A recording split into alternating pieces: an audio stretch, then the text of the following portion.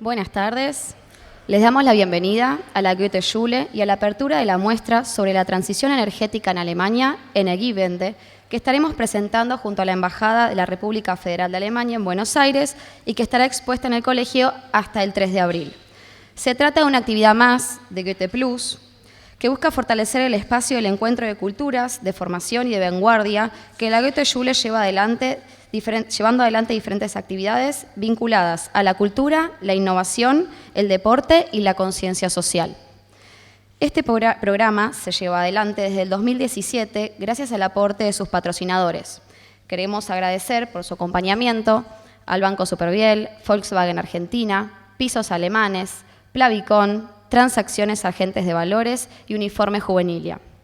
También queremos agradecer a los patrocinadores de la muestra de Energiewende, Siemens, Geneia, Tesla, Solar Mate y Ecovasos, y a los apoyos institucionales brindados por el Comité Argentino del Consejo Mundial de la Energía, el Programa Eficiencia Energética de la Delegación de la Unión Europea en Argentina, la Cámara de Industria y Comercio Argentino-Alemana, la Comunidad de Escuelas Argentino-Alemana, la Facultad de Ingeniería de la Universidad de Buenos Aires, su Servicio de Orientación Vocacional y su Programa de Ingenieros por un Día, la Universidad Católica Argentina, la Universidad de Centros de Estudios Macroeconómicos de la Argentina y la Universidad Argentina de Empresas.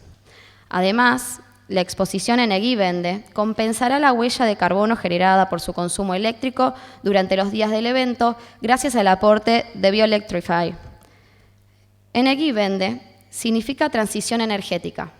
Así se denomina el proceso que inició Alemania en 1971 para virar hacia una nueva estructura energética segura, rentable y ecológicamente sostenible. Este plan pretende para el 2050 alcanzar progresivamente que el 80% de la energía del país provenga de fuentes renovables en detrimento de los combustibles fósiles y reducir la emisión de dióxido de carbono para ponerle coto al calentamiento global producto del efecto invernadero. La Embajada de Alemania y la Goethe-Schule presentan esta exposición que refleja este proceso. Como Alemania está en la vanguardia en investigación y desarrollo para esta transición cada vez más urgente, esta muestra resulta de suma importancia para el resto de los países que quieren valerse de estos casi 50 años de experiencia. Para comenzar, le damos la palabra a Herr Philipp Wehmann, director general de la Goethe-Schule.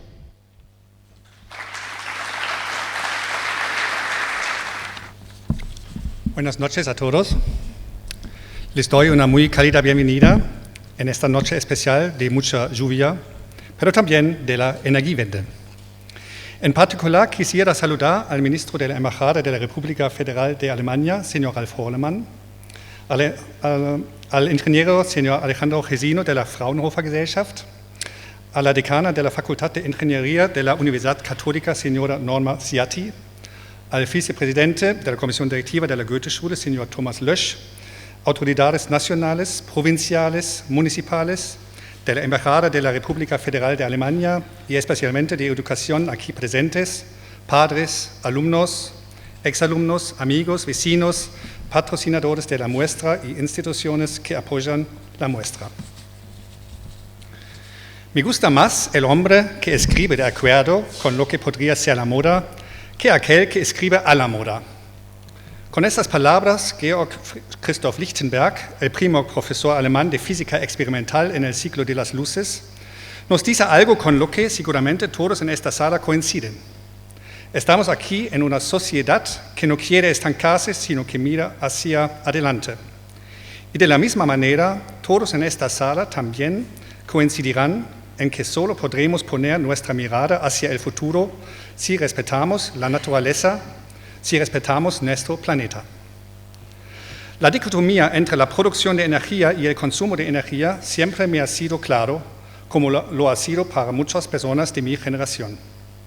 Catástrofes nucleares como las de Chernobyl y Fukushima, esta última vivida personalmente de cerca, demostraciones de gran escala de Wackersdorf y Gorleben, dramas sobre el desarrollo de la minería de lignito a cielo abierto en Lusacia y Renania, debates sobre la instalación de más y más turbinas eólicas en las zonas rurales.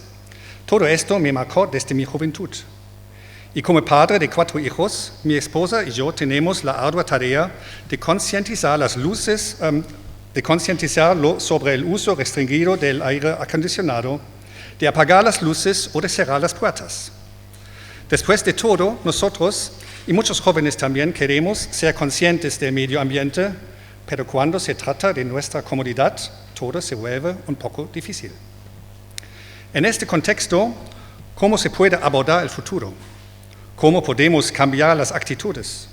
¿Cómo puede desarrollarse la infraestructura de tal manera que la producción de energía sea sustentable, que el almacenamiento de energía sea sustentable, que la eficiencia energética sea sustentable? Estas preguntas, de alguna manera, nos conciernen a todos y estas preguntas deben ser resueltas por el interés de nuestros hijos.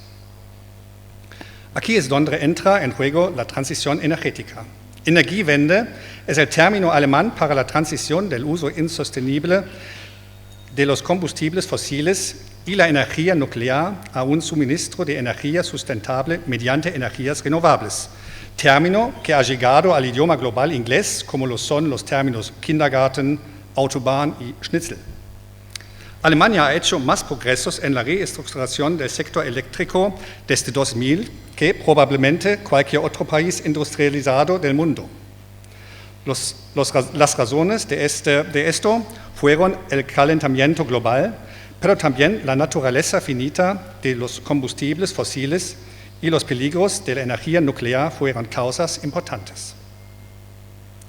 Durante las próximas 3 semanas tendremos en nuestra escuela una exposición facilitada por la Embajada de la República Federal de Alemania sobre el tema transición energética en Alemania. Un tema emocionante, pero también controvertido. Hay al menos 3 posiciones que deben distinguirse. En primer lugar, tenemos a los partidarios de la transición energética propagada y implementada en Alemania que están satisfechos con el proyecto y con su programación por parte del gobierno alemán.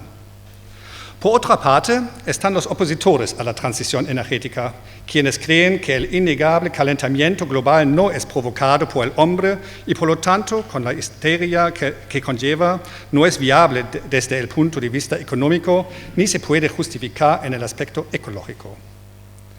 En tercer lugar, están los grupos que consideran indispensable una transformación del sistema energético, pero que consideran que el plazo de implementación es demasiado largo, ya que el tiempo se está acabando. Los bloques de hielo de los cascos polares se están derritiendo con demasiada rapidez. El suelo del permafrost en Siberia Oriental se está descongelando demasiado rápido. Y el aire y el agua se están calentando cada vez más rápido en todo el mundo, por nombrar solamente 3 argumentos. Estos contrastes no se producen en frentes claros, sino también dentro de las profesiones, por ejemplo, entre los economistas. Se evidencia incluso en algunas publicaciones del sector. Por ejemplo, la economista Claudia Kempfert intenta aclarar en la revista Das Kapital del 20 de noviembre de 2019 los argumentos actuales contra la transición energética en un texto titulado Energiewende, Mythen Reloaded. El 24 de febrero de 2020, en la misma revista, el asesor de empresas Björn Fortisch acusa a la política energética alemana de carecer de un plan maestro con la urgencia necesaria y toma una postura directa contra Claudia Kempfert. El debate llega tan lejos que el 5 de marzo la Frankfurter Allgemeine Zeitung habla de una batalla entre economistas. Para el Lego, entre los que yo me incluyo, este debate tiene 2 lados, uno positivo y otro negativo. Porque para mí, como educador, este debate acerca del proyecto es muy emocionante y también para nosotros como escuela. Estudiar los diferentes argumentos, sopesar las posiciones entre sí, llegar a nuestras propias conclusiones, ver que el resultado correcto no es siempre obvio, son procesos de aprendizaje que los jóvenes tienen que atravesar para convertirse en ciudadanos responsables y conscientes. Además, la transición energética es un campo demasiado complejo, centralizado y costoso como para que nos equivoquemos.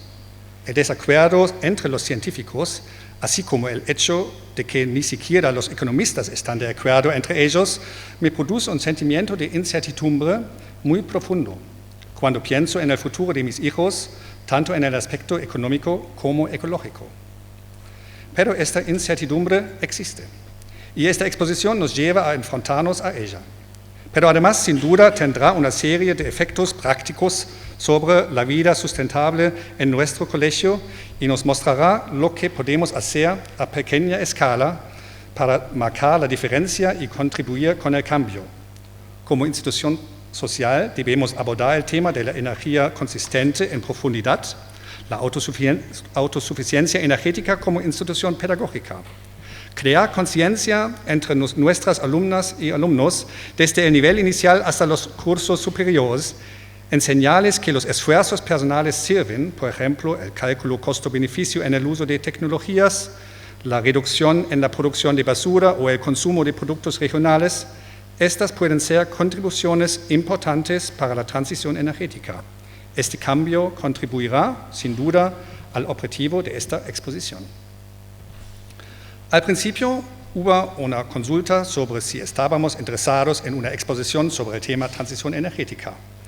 El hecho de que esta consulta de la Embajada de la República Federal de Alemania haya podido convertirse en un verdadero acontecimiento escolar se debe a la participación de muchas personas a las que les quiero expresar mi gran respeto por la coordinación, las ideas y el tiempo que han invertido en la planificación de esta tarde y estas 3 semanas.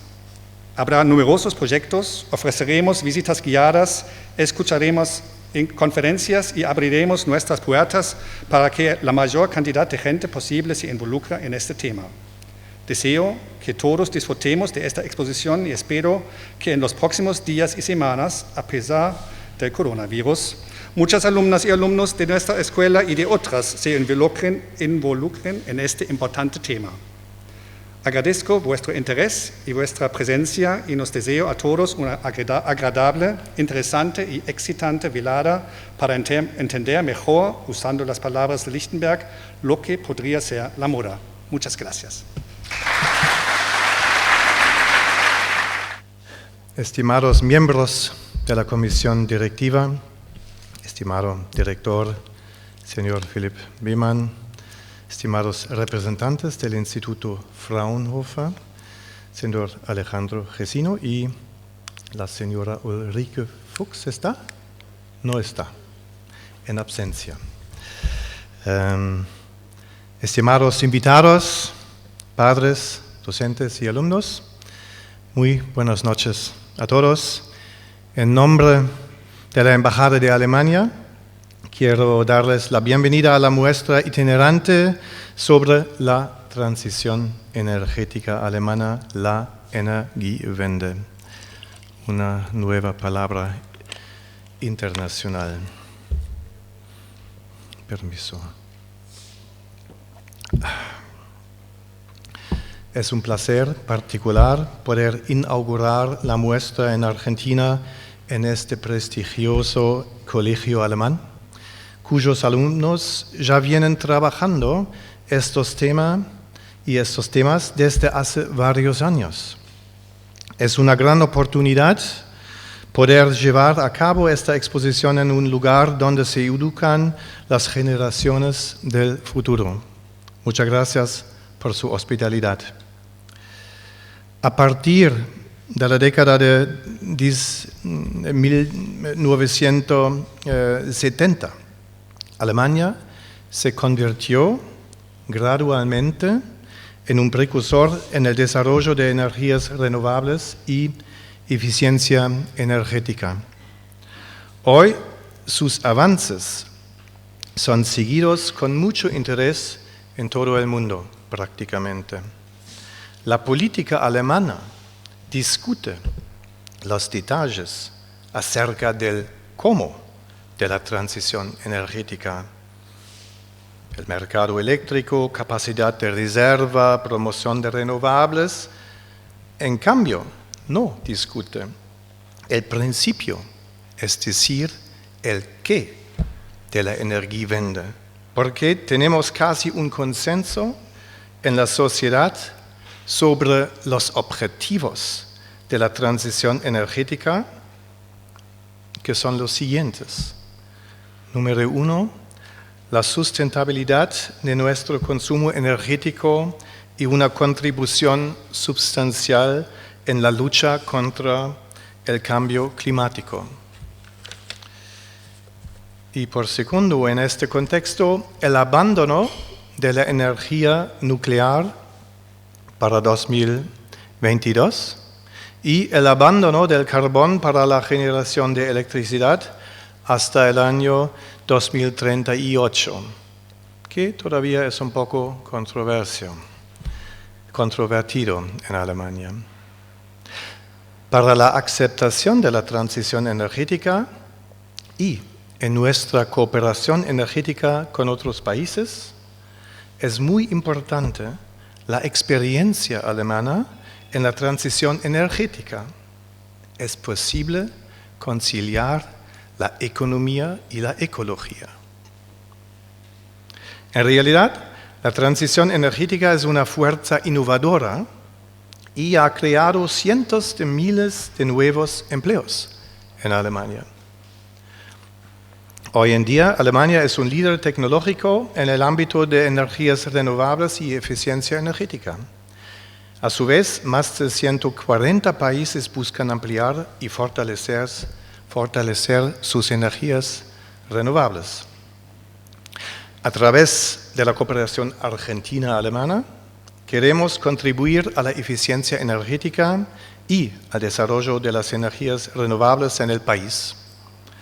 Por sus recursos naturales y su extensión geográfica, Argentina tiene mucho potencial y una gran oportunidad para avanzar en esta dirección. Alemania es un socio estratégico para esta modernización en el país.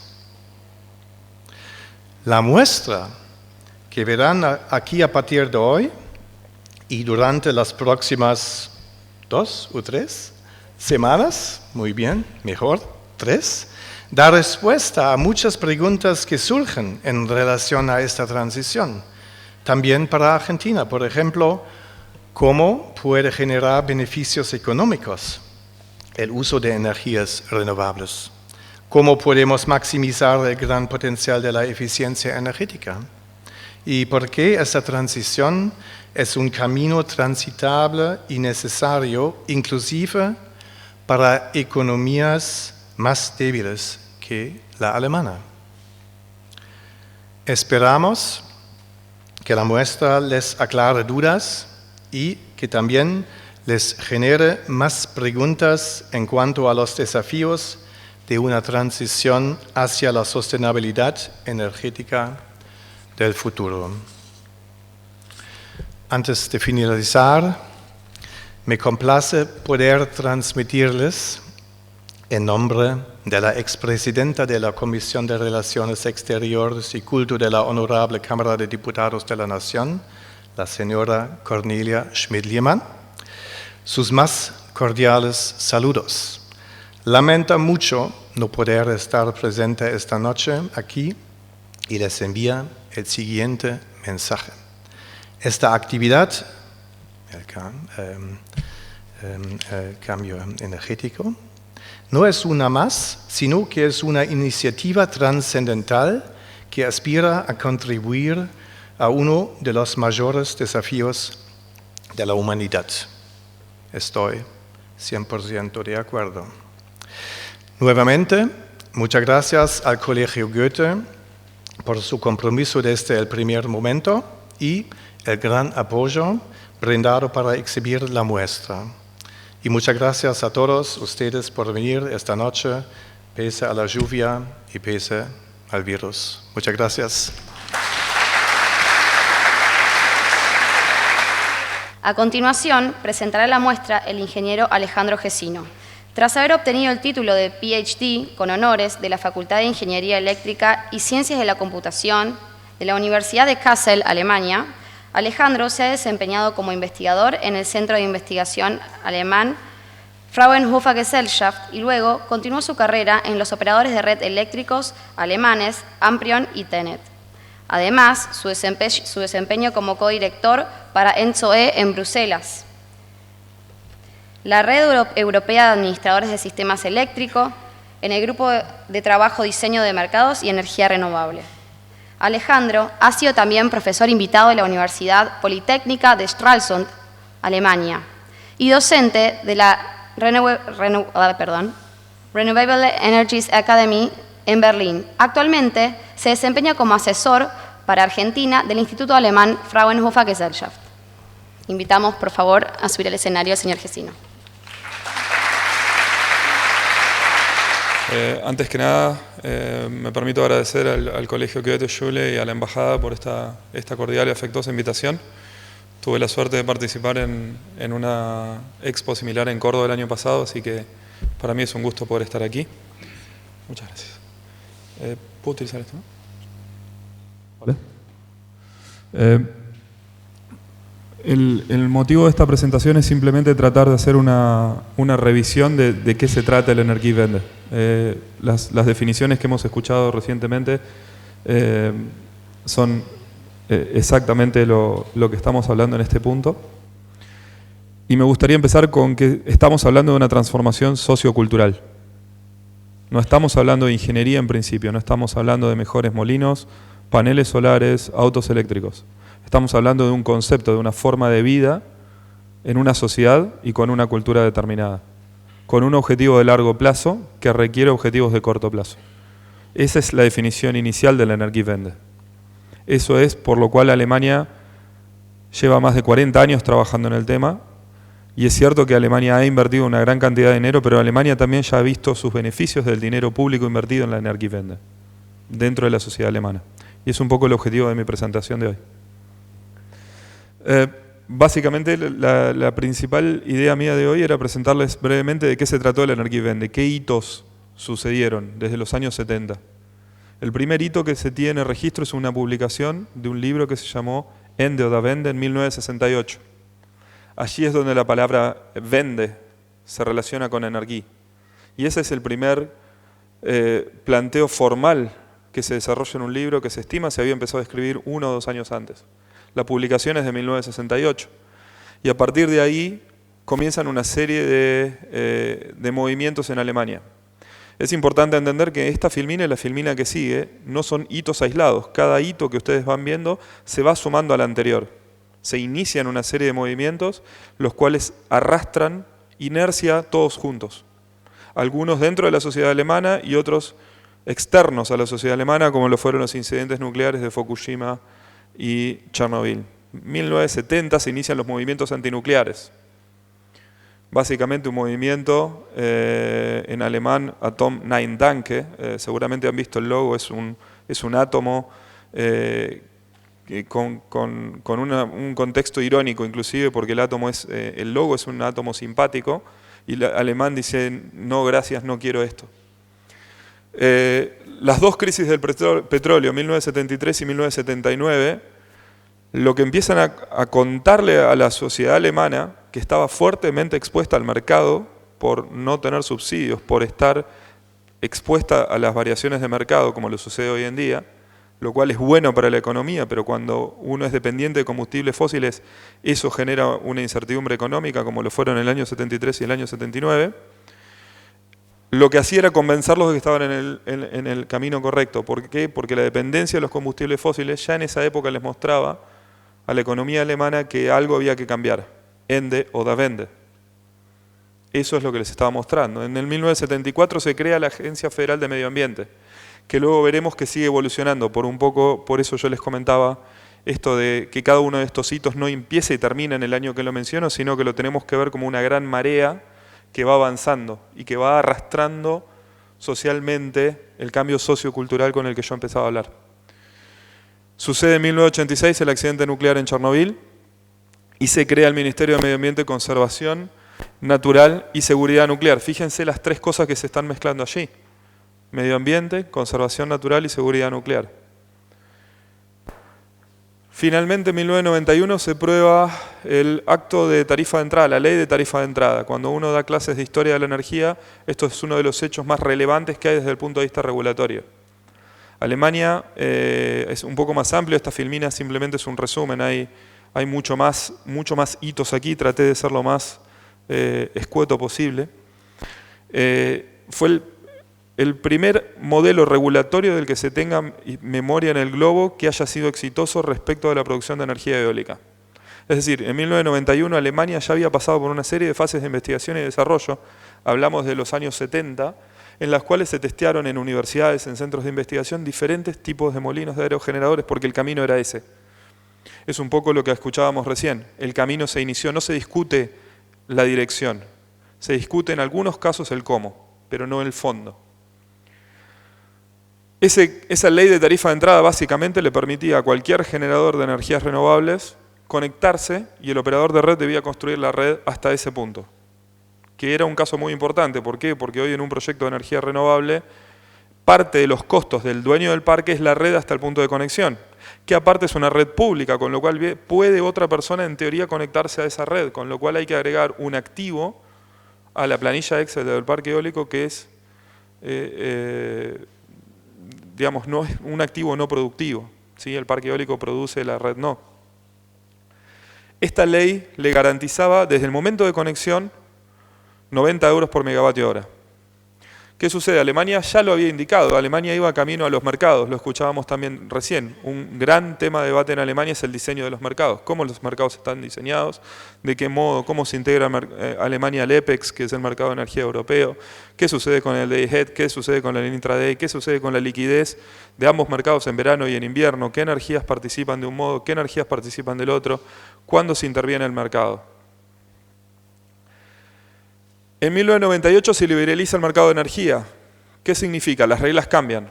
No cambian para atrás, por supuesto, cambian a partir de ese momento. Es decir, todos los que se habían conectado al sistema hasta ese punto mantenían su estatus. Y a partir de ese momento había una curva de oferta y demanda. Básicamente es una curva de oferta y demanda. Alemania ha tenido situaciones de precios negativos en el mercado. ¿Qué significan precios negativos? Durante las horas del precio negativo, en el mercado eléctrico, el parque eólico paga por producir energía. Básicamente cuando sube la oferta y baja la demanda. Una Navidad del 2015, si mal no recuerdo, yo estaba trabajando en Amprion en Colonia y detectamos hasta precios negativos de menos $1.000 por megavatio hora. Lo cual generó varios millones de pérdidas en cuestión de minutos. No podían detener. ¿Qué sucedió? Una Navidad cálida con mucho viento en el norte. La gente no consumía energía, pasaron Nochebuena en sus terrazas y se generaba mucha energía renovable en el norte. Es decir, había más oferta que demanda, precios negativos. ¿Qué es lo que indica el precio negativo? Le pide al parque eólico que no oferte más. No necesito esa energía. ¿Qué había sucedido hasta ese momento? Los parques eólicos estaban basados en la regulación de 1991. La regulación de 1991 les pedía que inyectaran la mayor cantidad posible. ¿Qué significaba? No tenían control rooms. No necesitaban operar el parque, cortar el parque, ponerlo a funcionar. No necesitaban lo que se llama visibilidad y controlabilidad del sistema. A partir de esa situación, que fue esa Navidad, comenzaron a crearse control rooms en operación de energía renovable en Alemania. Finalmente se aprueba la ley de energías renovables, que básicamente le da un marco a todo esto. Pero nuevamente fijémonos qué sucede en el año 2000 y venimos hablando de 1968. No se cambió la dirección, tal vez sí se discutió el cómo, se discutió sobre los mercados, se discutió sobre la ley, se discutió sobre la EEG, pero no se discutió si apoyamos las energías renovables o volvemos al segmento nuclear. Se mantenía la forma de trabajo. A partir de ahora es lo que llamaríamos la historia moderna, un poco tal vez lo que uno pueda decir, la historia conocida, la que tal vez hemos visto en los periódicos. ¿Por qué? Porque en muchos casos las variaciones del segmento de energía renovable de Alemania fueron motivo de notas en la prensa en todo el mundo. ¿Por qué? Porque están mirando uno de los países con mayor consumo de energía renovable per cápita del globo, si no el más grande. Tenemos que tener presente algo particularmente para la República Argentina. Alemania tiene aproximadamente 350.000 kilómetros cuadrados y la provincia de Buenos Aires tiene 310.000. De Tierra del Fuego a Salta estamos hablando de Portugal, la República Checa. Es decir, tenemos que tener en cuenta la dimensión de la que estamos hablando y la dispersión de población que hay entre unos y otros. El regulador alemán finalmente en el 2005 toma uno de los roles más importantes, las BNetzA, regula el mercado de energía y el mercado de gas, con una autoridad extremadamente vertical, hasta en el trato entre los funcionarios de la BNetzA y cualquiera de quienes fuimos operadores de red eléctrico. Se fijan las metas en el 2010, fíjense ustedes, estamos hablando de 1970. En 2010 alguien fija metas, ¿por qué? Porque ya estaban en condiciones de cumplirlas. En 1970 tal vez yo no estaba en condiciones de saber ni qué tecnología iba a fabricar y qué tecnología no iba a fabricar. Para ese momento ya habían quebrado Vestas en Dinamarca y Enercon en Alemania y ambos habían sido rescatados por diferentes tipos de situaciones que se habían dado. Vestas se había refugiado en el mercado americano, Enercon en el mercado alemán y por variaciones en la primera ley de tarifa de entrada, Enercon queda al borde de la quiebra. Al igual que Vestas le había sucedido tiempo atrás. Ambos habían tenido muchísimos golpes. Este camino tuvo idas y venidas en el cómo, no en el qué. Se actualizan luego, 2011 sucede el accidente nuclear de Fukushima, que entre otras cosas le trae a la doctora Merkel problemas en las elecciones en el estado de Bayern, porque unos meses atrás la doctora Merkel no había sido explícita si era a favor o no de la energía nuclear. Había una discusión en Alemania muy fuerte respecto de Francia, Areva, y Alemania renovables. Entonces había un grupo, el opositor a Merkel, que básicamente la presionaba para que dijera una cosa u otra y la doctora Merkel no lo hace. Sucede Fukushima y pierden el estado de Bayern, el CDU, a manos del Partido Verde, en muy poco tiempo.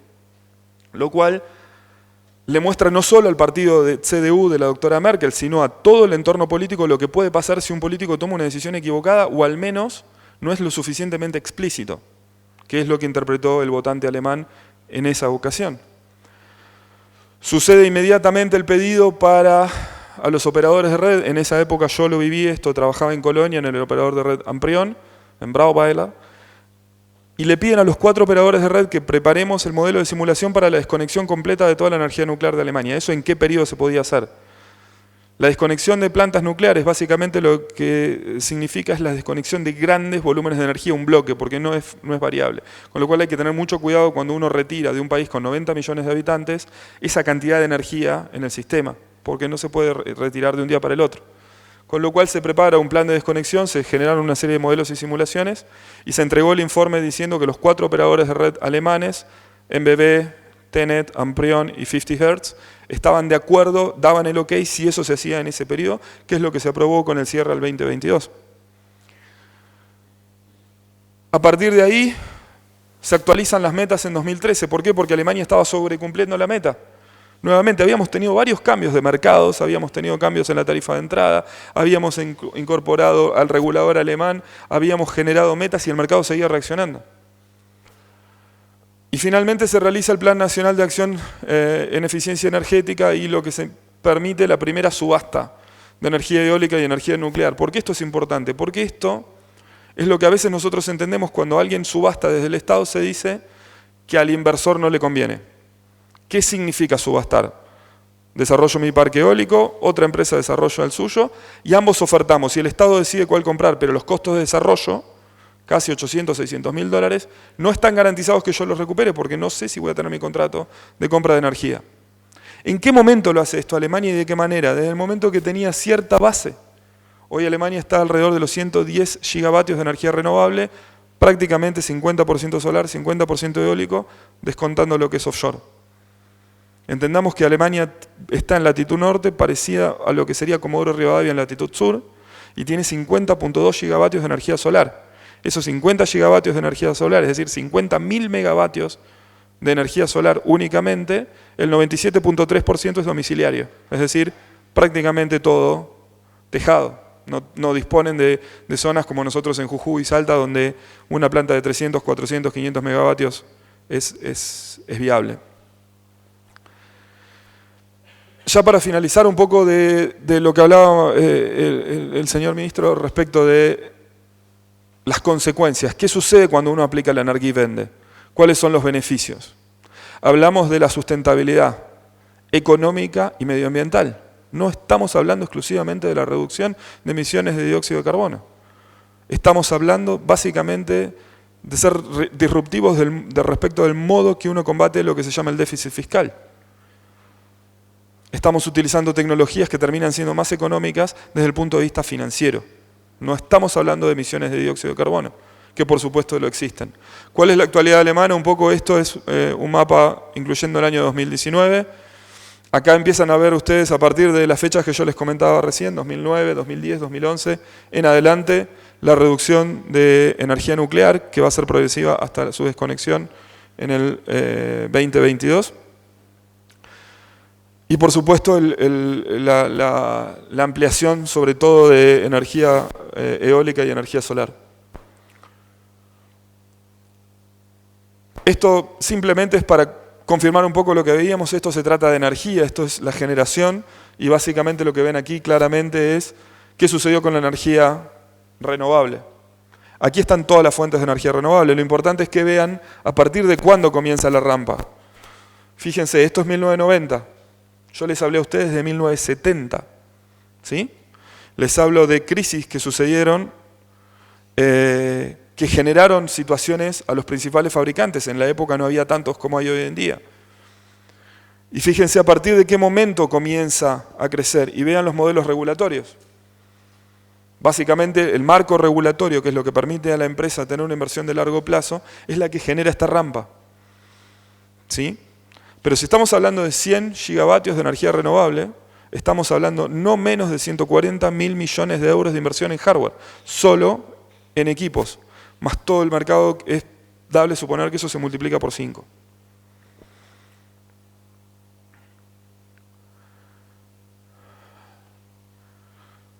Esta es una filmina que me parece muy importante porque no tiene que ver con energía. Básicamente la curva a la que quiero llamar la atención es la curva del Producto Bruto Interno de un país. Olvidémonos del consumo de energía primario, las emisiones de gases de efecto invernadero o el consumo bruto de energía. Fíjense lo que pasa con el Producto Bruto Interno alemán. Y nuevamente fíjense el año. Y tengamos en mente un poco estas fechas que yo les trato de proponer que las pongamos en capas sobre esta filmina. Entonces cuando hablamos con un país que hoy tiene la situación fiscal que tiene, la situación deficitaria a nivel de Estado, y tiene en sus manos una energía que hoy, a valores de hoy de mercado, incluyendo la situación de hoy, está un 30 o un 40% a valores inferiores a la energía que estamos consumiendo. Esto es lo que debemos entender del ejemplo que nos permite hablar de la Energiewende. De nuevo, vuelvo a mi frase inicial, es un cambio sociocultural que nos permite desarrollar la industria y que nos permite desarrollarnos como sociedad.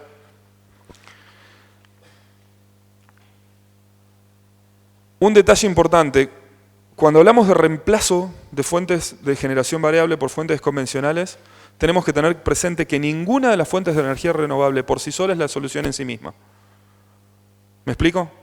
Ninguna fuente de energía renovable en modo individual es la solución a la transición energética. La combinación de todas ellas de forma inteligente es lo que nos permite llevar adelante la transición. ¿Están todas disponibles en todos los lugares, en todas las zonas del mundo? Claro que no. La combinación de las existentes no se ha dado hasta ahora en ninguna parte del mundo que no tenga la posibilidad de combinar para poder llevar adelante la transición energética. También está claro que hay probablemente ninguna parte en el mundo que cuente con el 100% de todas estas fuentes. Pero lo importante de decir es que la combinación de las fuentes de energía renovable es la solución en sí misma, no el uso individual de cada una de ellas. Esto básicamente es una filmina muy breve antes de finalizar esta presentación, espero no haberme extendido demasiado.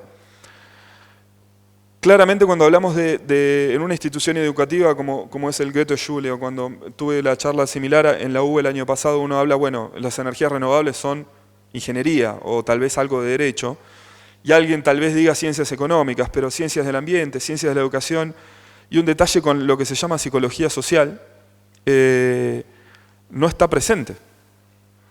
Y me quiero detener en el tema de psicología social y ciencias de la educación. Yo tuve la suerte de escuchar a una psicóloga social en Hamburgo hace 3 años, que para empezar me llevó a entender que existía la psicología social por fuera de la psicología. La psicología atiende al paciente individual, la psicología social atiende a los grupos, las sociedades en su conjunto.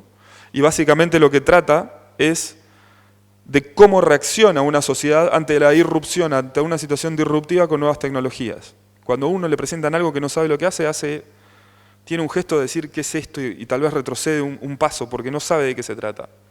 Sumado a esto a una sociedad que se da cuenta que durante un periodo muy largo de sus vidas, varias generaciones, hizo uso desmedido de recursos limitados.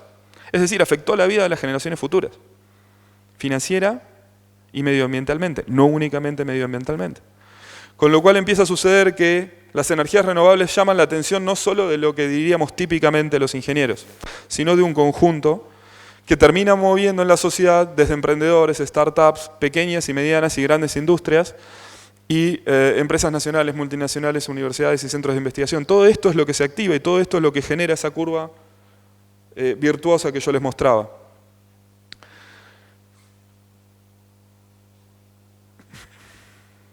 Por último, quiero compartir una filmina con ustedes, pero es simplemente un dato de mi parte. En algunos momentos, cuando tengo tiempo, doy una charla similar en la que explico las energías renovables a los colegios. Quiere decir chicos de entre 6, 7, 8 años a chicos de 17, 18 años. Al momento de terminar mi charla, esta es mi última filmina de hoy, a los chicos ya saben de qué se trata. Ya saben, una charla de 15 a 20 minutos, media hora, no más que eso. Para lo cual ya ahí les hablé de energía, de sustentabilidad, de medio ambiente, de las posibilidades del viento, del sol, del agua, dependiendo de las edades, me siento con ellos y charlamos. Y al momento de finalizar les digo que ven acá. Esta es una foto de NASA de muchos años, creo que varios de nosotros las tuvimos en su momento como protector de pantalla, eran muy llamativas. Y es una foto del globo de noche en la que se ve la luz. Básicamente esos puntos les explico es la luz. Y les pregunto a los chicos qué ven acá. ¿Alguien me puede decir cuál es la palabra, una palabra en la que ellos terminan siempre coincidiendo? Me dicen varias, pero no hay una situación que nunca me han dicho, mejor dicho, hay una palabra que todos los colegios, todos los chicos la han logrado y me la han repetido. ¿Alguien se puede imaginar de qué palabra estoy hablando? ¿Cómo? Tal cual. No hay ningún momento que un chico de cualquiera de las edades que le nombré no me diga lo que ves acá es desigualdad. La pregunta que les hago es ¿por qué? Porque donde está negrito hay gente. Siguiente respuesta inmediata del chico que me dijo la palabra desigualdad. ¿Qué es negrito? Es oscuro, es noche, pero ahí vive alguien. Les llama la atención que mira nuestro país, esto es del 2012, no creo que haya variado demasiado.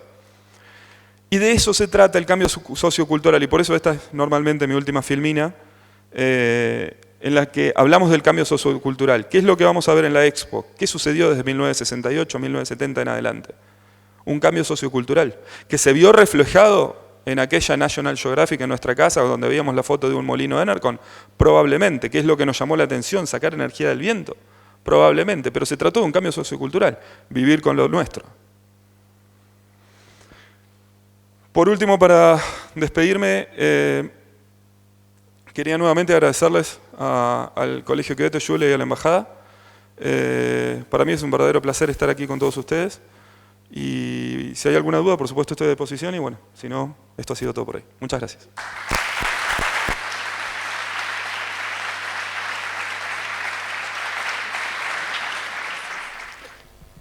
Muy buenas noches.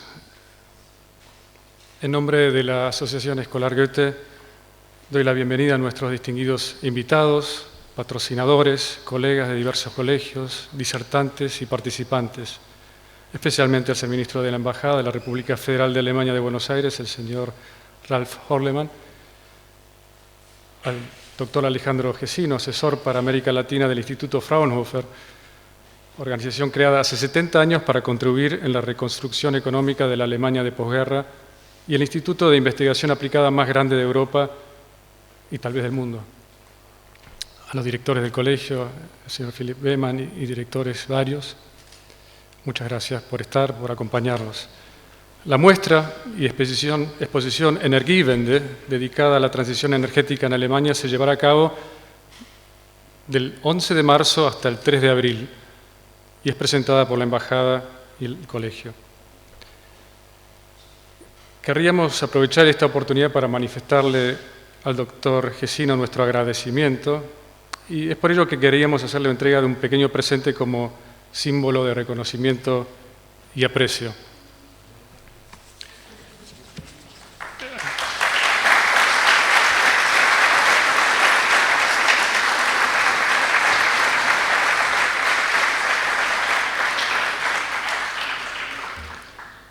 Agradecemos que haya aceptado, por otro lado, el padrinazgo de la sustentabilidad energética en el Colegio Goethe-Schule.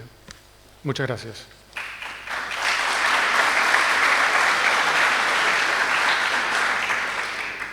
La Goethe-Schule se alegra de ser sede de esta exposición y de ser anfitriona de la curiosidad y la necesidad de formación de una extensa comunidad de colegios. En esta convulsionada época de globalización, en la que estamos expuestos a los beneficios de los avances tecnológicos como los resultados de la explotación inescrupulosa, tal vez, de nuestro planeta, emerge como un imperativo el desafío de un replanteo completo y complejo de nuestra gestión y uso de la energía, asumiendo responsabilidad por el planeta y sus habitantes. El debate de la sustentabilidad se extiende más allá de la energía. Según el informe Brundtland, se trata de satisfacer las necesidades de la actual generación sin sacrificar la capacidad de futuras generaciones de satisfacer sus propias necesidades. Es decir, utilizar los recursos de la naturaleza por debajo de los límites de renovación de los mismos, manteniendo así un permanente equilibrio.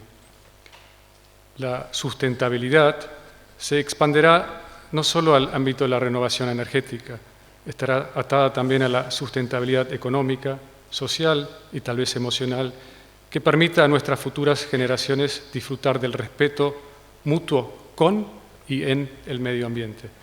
Tal garantía de respeto por el otro y lo otro seguramente será la base de acción de la futura convivencia y supervivencia de nuestra y todas las especies. No me imagino un mejor lugar para este debate que en un colegio, espacio de formación de quienes van a decidir sobre el futuro de su y aún nuestro planeta. Nuevamente, muchas gracias a todos los participantes y a los colegas de los demás colegios que han participado y se han sumado, y esperemos llevar adelante esta muestra con mucho éxito. Muchas gracias por su participación y tal vez ahora buscaríamos iniciar la muestra, ¿no es cierto? Sí, primero vamos a comentar algunos Bien. pasos previos. Por favor. Muchas gracias a todos.